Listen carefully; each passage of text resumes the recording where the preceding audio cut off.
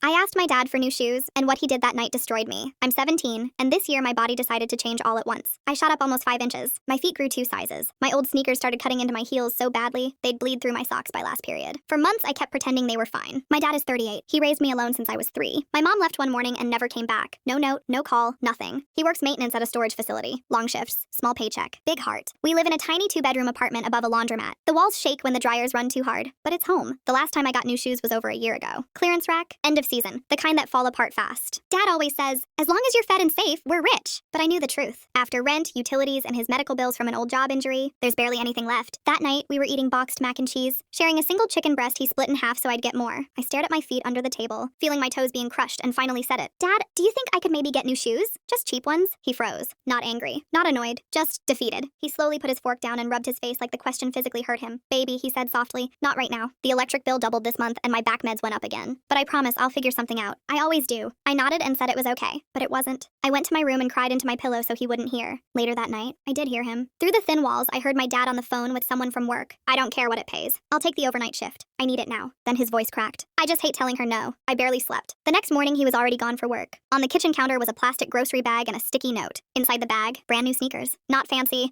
not name brand, but my exact size. The note said, don't grow anymore, okay? I love you more than you'll ever understand. I stood there shaking. When I checked the drawer where he kept emergency cash, it was empty. That evening, I found out he'd traded his old guitar at a pawn shop during his lunch break. That guitar was the only thing he had left from his teenage years. The one thing he played when he thought I was asleep. The one thing that made him smile when life got too heavy. And he gave it up, so I wouldn't bleed through my socks at school. I wore those shoes every single day after that, and I made myself a promise. One day he's getting that guitar back. A real house. A soft bed for his aching back. And a life where he never has to choose between bills. And his kid again.